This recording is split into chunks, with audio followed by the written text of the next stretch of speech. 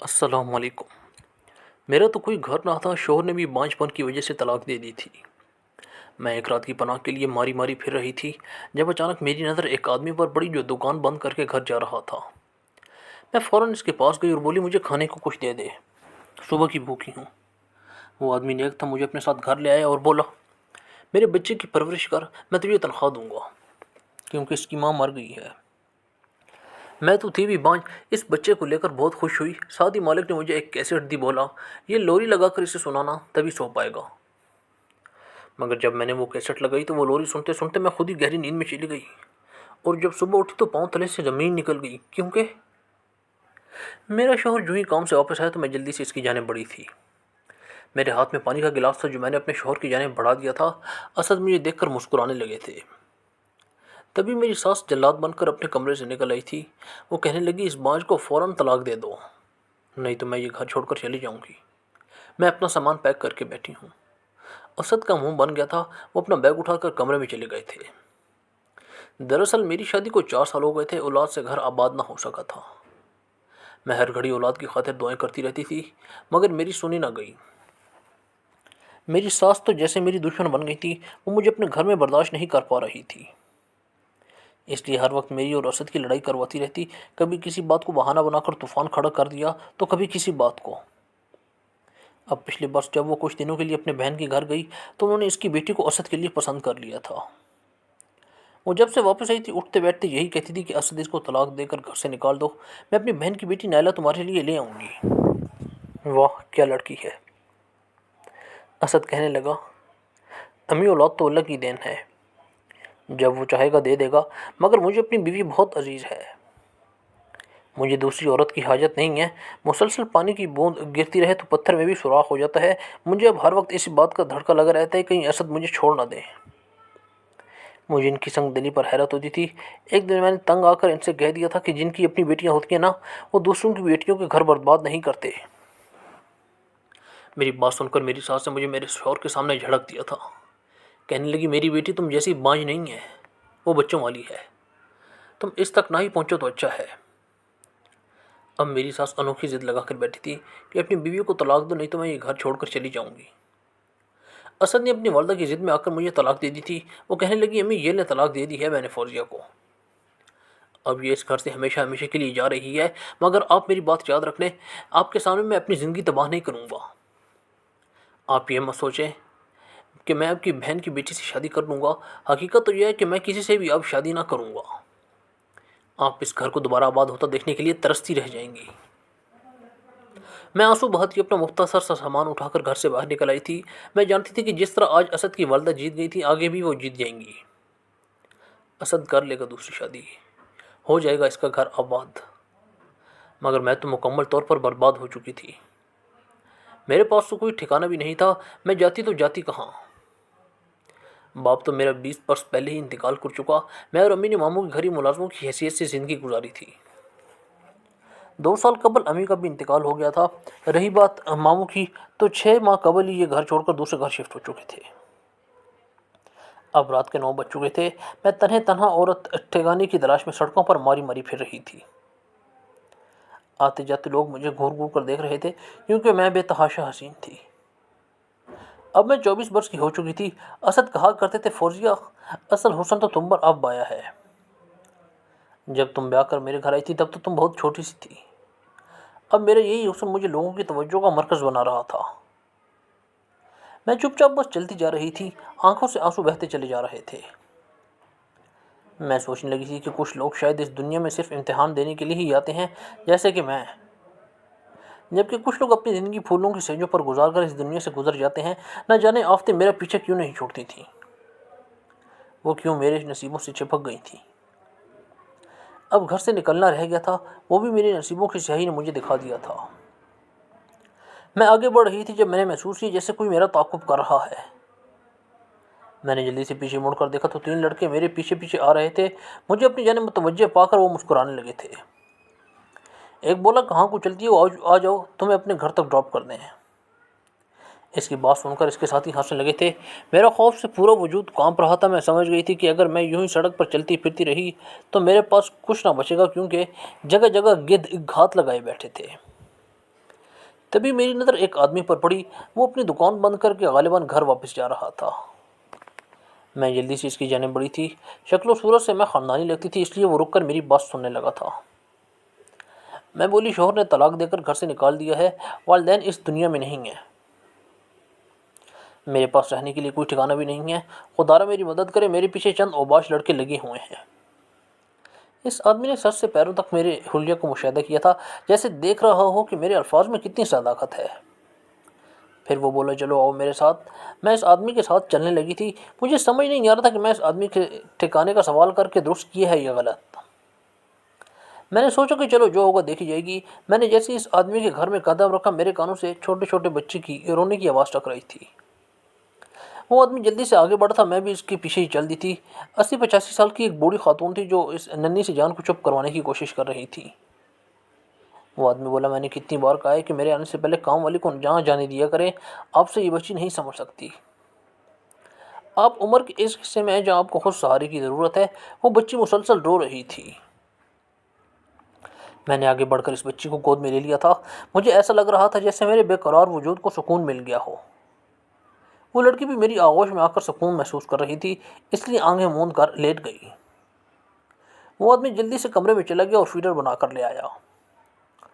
اس نے مجھے فیڈر تھما دیا تو میں اس بچی کو دودھ پلانے لگی تھی۔ وہ آدمی بولا، میرا نام فیض ہے، یہ میری بچی ہے۔ 3 ماہ پہلے اس کی والدہ اس کو جنم دیتی ہوئی اس دنیا سے گزر گئی تھی۔ مجھے کوئی ایسی عورت نہیں ملتی جو میری بچی کو ماں کی طرح خیال رکھے۔ میری امی تو اس بچے کو اٹھانے کی بھی سخت نہیں رکھتی۔ جب آپ نے مجھے راستے میں یہ بتایا کہ آپ کے ہاں اولاد نہیں ہو سکتی تو میں نے سوچا کہ آپ کو اپنے ساتھ گھر لے چلوں، اس طرح آپ کو ٹھکانہ بھی مل جائے گا اور اولاد بھی، جبکہ میری بچی کو بھی ماں مل جائے گی۔ میں اس آدمی کی بات سن کر بے انتہا خوش ہوئی تھی۔ میری آنکھوں میں آنسو آ گئے تھے۔ اللہ کتنا رحم کرنے والا ہے نا۔ میرے شوہر نے مجھے گھر سے نکالا تو اللہ نے مجھے گھر کے ساتھ اولاد بھی دے دی تھی۔ میں اس بچی سے والہانہ محبت کر رہی تھی۔ فیض یہ دیکھ کر بہت خوش ہو گیا تھا۔ دودھ پلانے کے بعد میں نے سوچا اس بچی کو سلا دیتی ہوں۔ تب فیض میرے پاس آیا، اس نے مجھے ایک کیسٹ تھما دی اور بولا، یہ بچی اس کیسٹ کی آواز سے ہی سوتی ہے۔ میں نے وہ کیسٹ لگائی تو اس میں عجیب سی میٹھی سی لوری تھی۔ وہ لوری سنتے سنتے میں بھی سو گئی۔ صبح میری آنکھ بچی کے رونے کی آواز سے کھلی تھی۔ میں جلدی سے اٹھ بیٹھی تھی۔ فیض نے دروازے پر دستک دی تو میں نے انہیں کمرے میں آنے کی اجازت دے دی تھی۔ انہوں نے مجھے فیڈر تھما دیا اور بولے، انشا اس ٹائم دودھ پیتی ہے۔ میں نے وہ فیڈر ان کے ہاتھ سے تھام لیا۔ وہ کمرے سے باہر چلے گئے تھے۔ میں انشا کو دودھ پلا کر جب کمرے سے باہر نکلی تو ایک ملازمہ گھر آ چکی تھی۔ وہ بولی، فیض صاحب اپنی دکان پر چلے گئے ہیں۔ میں نے سر ہلا دیا تو وہ ملازمہ گھر کی صفائی کرنے لگی تھی۔ میں سارا دن انشا کو سنبھالتی رہی تھی۔ میرے پاس کرنے کو کوئی کام بھی نہیں تھا، لیکن پھر بھی میں مصروف رہی تھی سارا دن، کیونکہ چھوٹی بچی کے ڈھیروں کام ہوتے ہیں۔ مجھے اولاد مل چکی تھی، میرے لیے یہی بہت تھا۔ رات جب فیض گھر آئے تو بولے، انشا نے تنگ تو نہیں کیا؟ میں نے نفی سے سر ہلا دیا تھا۔ وہ اپنی والدہ کی خیریت دریافت کرنے لگے۔ پھر انہوں نے مجھے کل والی کیسٹ تھما دی اور کہنے لگے، یہ لگا لینا، نہیں تو انشا رات بھر سونے نہیں دے گی۔ میں نے ان کے ہاتھ سے وہ کیسٹ تھام لی تھی۔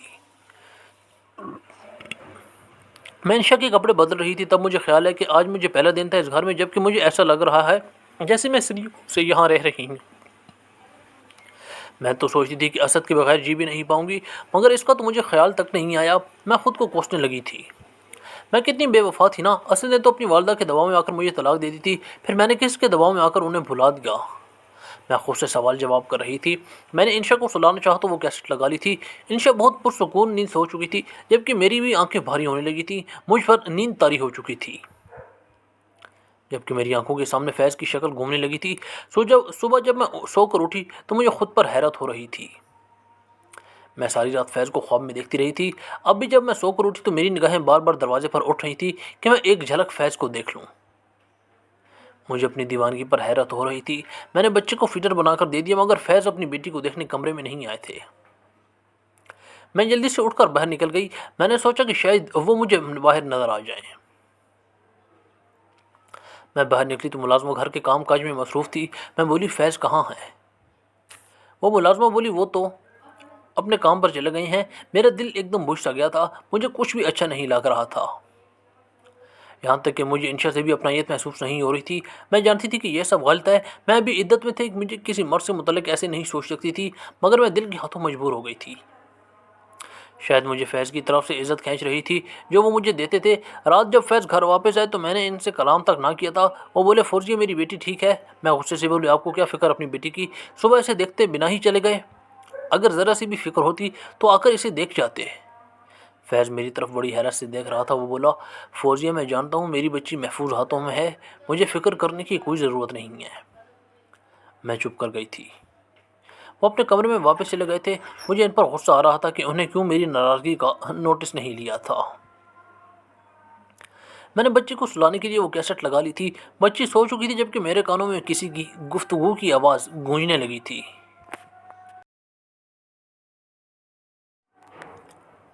کوئی بےمانی سے کہکے تھے جو مجھے سنائی دے رہے تھے۔ میں نے بہت کوشش کی کہ مجھے سمجھ آئی جائے کہ میرے اطراف میں کیا گفتگو ہو رہی ہے، مگر مجھ پر نیند اس قدر غالب آ چکی تھی کہ مجھے الفاظ سنائی تو دے رہے تھے مگر ان کی سمجھ نہیں آ رہی تھی۔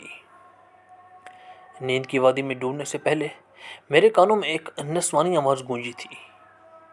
پھر ساری رات مجھے فیض کے سپنے آتے رہے تھے۔ میں اس نتیجے پر پہنچ چکی تھی کہ فقط 4 دنوں میں ہی میں فیض کی محبت میں گرفتار ہو چکی تھی، مگر میں نے محسوس کیا تھا کہ وہ مجھ سے دور دور ہی رہتے تھے۔ ظاہری سی بات تھی وہ مجھے اپنی بیٹی کے لیے لائے تھے، انہیں میرے جذبات و احساسات کی کیا پرواہ ہو سکتی تھی۔ صبح فیض اپنی دکان پر جانے سے پہلے میرے کمرے میں آئے تھے۔ انہوں نے اپنے بیڈ پر لیٹی ہوئی انشا کو اٹھا لیا تھا اور کمرے سے باہر لے گئے تھے۔ مجھ سے انہوں نے کوئی بات نہ کی تھی، میں بھی ان کے پیچھے پیچھے ہی باہر آ گئی تھی۔ وہ اپنی بیٹی کو گود میں اٹھا کر پکڑ کر کھلا رہے تھے۔ میں بولی فیض آپ اپنی بچی کے لیے ماں کیوں نہیں لے آتے؟ فیض مسکرا کر بولے اگر میں اس کی ماں لے آؤں گا تو آپ کو بے گھر ہونا پڑے گا۔ میں جھٹ سے بولی فیض آپ کسی ایسی عورت کو اس کی ماں بنا دیں جو مجبور بھی ہو اور بے گھر بھی، جو آپ کی بچی کو بے تحاشا پیار دے اور آپ کی بچی اس سے مانوس بھی ہو۔ فیض کہنے لگے اچھا میں تلاش کرنے کی کوشش کرتا ہوں۔ وہ دکان پر چلے گئے تھے۔ میں بھی کمرے میں بیٹھ کر انشا کے ساتھ کھیلنے لگی تھی۔ جب فیض کی والدہ نے مجھے پکارا تھا میں اٹھ کر ان کے پاس گئی تو وہ بولی فیض سے دور رہو۔ میں تو ان کی بات سن کر حیران رہ گئی تھی۔ میں ٹکر ٹکر ان کا چہرہ دیکھ رہی تھی۔ میں بولی آپ ایسا کیوں کہہ رہی ہیں؟ وہ بولی تمہارے حق میں یہی بہتر ہوگا۔ میں بولی آپ مجھے دھمکی دے رہی ہیں؟ تب کمرے میں کام والی داخل ہو چکی تھی۔ وہ ہم دونوں کے سر پر آ کر کھڑی ہو گئی تھی، کہنے لگی فوزیہ جی یہ آپ سے کیا کہہ رہی ہیں؟ میں نے فیض کی والدہ کی طرف دیکھا تو ان کی آنکھوں میں التجا نظر آئی تھی۔ میں نے بات بدل دی اور بولی کچھ نہیں، بس انشا کے متعلق بات کر رہی تھی۔ وہ اس بات میں سر ہلا کر چلی گئی تھی۔ میں نے محسوس کیا تھا کہ وہ بہت کم کام کیا کرتی تھی، زیادہ تر باہر سین میں رہنا پسند کرتی تھی۔ اس کی کیا وجہ تھی مجھے معلوم نہیں تھا۔ انشا رونے لگی تو میں اٹھ کر اس کا فریزر دھونے کچن میں چلی گئی تھی۔ میں نے کچن میں کھڑکی میں سے دیکھا ملازمہ گھر کے پچھلے حصے کی جانب جا رہی تھی۔ میں چونک گئی، اس لیے میں نے سوچا اس کا پیچھا کر کے دیکھتی ہوں کہ وہ کہاں جاتی ہے۔ میں نے فیڈر کچن کاؤنٹر پر ہی رکھ دیا تھا اور خود اس ملازمہ کے پیچھے چل دی تھی۔ وہ گھر کے اوپری جانب بڑھ رہی تھی، اس کے ہاتھ میں کھانے کی ٹرے تھی۔ میں حیران تھی کہ وہ کس کے لیے کھانا لے کر جا رہی ہے، اس لیے میں اس کے پیچھے پیچھے چل رہی تھی۔ اچانک اس ملازمہ کو ایسا محسوس ہوا کہ جیسے کوئی اس کے پیچھے چل رہا ہے۔ وہ ایک دم سے چونک کر پلٹ گئی تھی۔ میری طرف دیکھ کر پہلے تو وہ گھبرا گئی تھی، پھر خون خوار نظروں سے مجھے گھورتی ہوئی میرے پاس آئی تھی۔ وہ بولی آپ کہاں جا رہی ہیں؟ لگتا ہے آپ چاہتی ہیں کہ آپ سے یہ ٹھکانہ بھی چھن جائے۔ میں بہت گھبرا گئی تھی، اس لیے بولی دراصل وہ مجھے آنٹی نے بھیجا تھا، ان کی ٹانگوں میں بہت درد ہے۔ وہ دبانی تھی۔ اتنا کہہ کر میں واپس پلٹ آئی تھی، وہ بھی میرے پیچھے واپس آ گئی تھی۔ اب میرا دماغ بیدار ہو چکا تھا۔ میں نے محسوس کیا تھا کہ اس گھر میں کچھ غیر معمولی چیز لازمی تھی جو اب تک میری آنکھوں سے اوجھل رہی تھی۔ میں نے سوچا کہ رات کے وقت تو ملازمہ اپنے ساتھ اپنے گھر چلی جاتی ہے اور پھر جب گھر میں لوری والی کیسٹ لگ جاتی ہے تو سبھی گہری نیند میں سو جاتے ہیں۔ میں اس وقت اٹھ کر پورے گھر کی تلاشی لے سکتی تھی۔ اسی مقصد کے لیے میں نے فوراً منصوبہ بنا لیا تھا۔ میں نے جیسے ہی لوری والی کیسٹ لگائی میں نے اپنے کانوں میں ہیڈ فون لگا لیے تھے۔ اب مجھے لوری کی آواز سنائی نہیں دے رہی تھی۔ میں آنکھیں موند کر لیٹی یہ انتظار کر رہی تھی کہ کب گھر والے سوئیں اور میں اٹھ کر اپنا کام کر سکوں۔ یوں 1 گھنٹہ گزر گیا تھا۔ میں نے ہیڈ فون کانوں سے اتار دیے تھے۔ اب ڈوری والی کیسٹ بند ہو چکی تھی۔ اس سے پہلے کہ میں اٹھ کر بستر پر بیٹھتی، میری کانوں میں کسی عورت کی آواز سنائی دی تھی۔ وہ غصے سے چیخ رہی تھی، مگر اس کی آواز میں شدید درد بھی تھا۔ وہ بولی، فیض تم یہ سب کیا کر رہے ہو؟ تم کیوں بھول گئے ہو کہ تم مجھ سے بے انتہا محبت کرتے تھے؟ تب میرے کانوں میں فیض کی آواز سنائی دی تھی۔ وہ بولا، میں بہت جنونی ہوں یار، کیا کروں؟ جو چیز اچھی لگتی ہے اس کو حاصل کر کے ہی رہتا ہوں۔ مجھے تم اچھی لگی تھی، تم میری دسترس میں تھی، اس لیے تم سے شادی کر لی تھی۔ مگر تمہاری بھابھی میری دسترس میں نہیں تھی۔ جب میں نے اسے پہلی بار دیکھا تو میں دل ہار گیا تھا۔ تمہیں یاد ہے نا، تب ہم دبئی میں رہ رہے تھے جب تمہارے بھائی کی شادی ہوئی تھی۔ ہم نے وہ ساری شادی ویڈیوز میں دیکھی تھی۔ پھر میں نے اچانک سے پاکستان جانے کا فیصلہ کر لیا تھا۔ تم بہت حیران بھی تھی اور مجھ سے خفا بھی تھی کہ اگر پاکستان جانا ہی تھا تو پھر بھائی کی شادی سے پہلے کیوں نہ گئے؟ تو بات دراصل یہ تھی کہ اگر میں تمہاری بھابھی پر فدا نہ ہو جاتا تو کبھی بھی پاکستان جانے کا فیصلہ نہ کرتا۔ وہ ایک شادی شدہ عورت تھی، اسے حاصل کرنا بہت مشکل تھا۔ پہلی بات تو وہ خود ہی نہ مانتی، اس لیے میں نے اس چیز کا یہ حل نکالا کہ میں نے جادو کے ذریعے اسے حاصل کر لوں گا۔ میں نے جادو سیکھنا شروع کر دیا تھا۔ عامر نے مجھے مشورہ دیا کہ میں جس عورت کو حاصل کرنا چاہتا ہوں اس کی اولاد کی بندش کے لیے جادو کر دوں۔ میں نے ویسا ہی کیا۔ 4 سال تمہاری بھابھی اولاد کو ترستی رہی، پھر اسے طلاق ہو گئی تھی۔ میں فیض کی باتیں سن کر تھر تھر کانپنے لگی تھی۔ کیا وہ یہ سب میرے متعلق بول رہا تھا؟ وہ مزید بولا، سعدیہ تم حاملہ ہو اس لیے تمہارا لحاظ کرتا ہوں۔ جب تم نے میری بیٹی کو جنم دے دیا تو میں نے تمہیں طلاق دے کر گھر کے عقبے حصے میں بند کر دیا تھا۔ میں نے تمہیں ہمیشہ ہمیشہ کے لیے اس قید میں نہیں رکھوں گا۔ تمہاری بھابھی فوجی کی عدت پوری ہو جائے تو میں اس سے نکاح کر لوں گا تمہیں آزاد کر دوں گا۔ تم جانتی ہو کہ تمہاری بھابھی کو یہ طلاق میری جادو کی وجہ سے ہی ہوئی ہے۔ جس جب اسے طلاق ہوئی مجھے کالے علم کے ذریعے پتہ چل گیا تھا کہ وہ میری دکان کے پاس سے گزرے گی، تب میں اسے اپنے گھر لے آیا تھا۔ ہر شب میں اسے لوری والی کیسٹ اس لیے دیتا تھا کیونکہ میں نے ایک خاص قسم کا جادو ریکارڈ کر رکھا ہے۔ جس طرح تمہاری بھابھی وہ منتر سنتی جائے گی وہ میرے عشق میں پاگل ہوتی جائے گی، اور پھر ایک دن ایسا بھی آئے گا کہ وہ خود میرے پاس آ کر مجھ سے کہے گی کہ فیض پلیز مجھ سے شادی کر لو۔ تب تک تم خاموش رہو، یہ ہر رات وویلا مت کیا کرو۔ تمہارے چیخنے کی وجہ سے میرا منتر خراب ہو جاتا ہے۔ اف خدایا، مجھے تو اپنے کانوں پر یقین نہیں آ رہا تھا۔ یہ میں کیا سن رہی تھی کہ کیا کوئی انسان اس حد تک بھی گر سکتا ہے؟ میں اپنی جگہ سے ہل نہیں پا رہی تھی۔ مجھے اب سمجھ میں آیا تھا کہ میں فیض کے پیچھے دیوانی کیوں ہوتی جا رہی تھی۔ میں بے حرص و حرکت لیٹی رہی تھی۔ صبح بھی تو فیض اپنے کام پر چلا گیا تھا۔ چوکنی سے ملازمہ بھی گھر میں داخل ہو چکی تھی۔ میں نے فیض کی والدہ سے کہا کہ وہ بیماری کا ڈھونگ رچا لیں۔ وہ اچھی خاتون تھی، میری بات مان گئی تھی۔ میں نے ملازمہ سے کہا کہ انہیں فوراً ہسپتال لے چلو۔ اس کی میری بات ماننا پڑی تھی۔ وہ جیسے ہی گھر سے نکلی میں گھر کے عقب میں آ گئی تھی۔ وہاں ایک کمرہ تھا جس کو باہر سے کنڈی لگی ہوئی تھی۔ میں نے دروازہ کھول دیا تھا۔ سعدیہ بولی، فوزیہ تم؟ میں نے اسے خاموش رہنے کا اشارہ کیا تھا۔ میں اس کی بیٹی پہلے ہی اٹھا چکی تھی۔ ہم دونوں چپ چاپ گھر سے نکل گئی تھیں۔ میں اسے بازیاب کرانے میں کامیاب ہو چکی تھی۔ میں اسے اس کے میکے لے گئی تھی۔ گھر میں جھانک کر دیکھا تو بہت برا حال ہو چکا تھا۔ مجھے وہاں جا کر پتہ چلا کہ اسد نے مجھے طلاق دینے کے کام بھی چھوڑ دیا تھا اور دوسری شادی بھی نہیں کی تھی۔ میری ساس نے مجھے گھر سے طلاق دلوا کر نکالا تھا۔ آج اس کی بیٹی طلاق لے کر گھر واپس آ چکی تھی۔ میری ساس میرے قدموں میں بیٹھ کر مجھ سے معافی مانگنے لگی تھی۔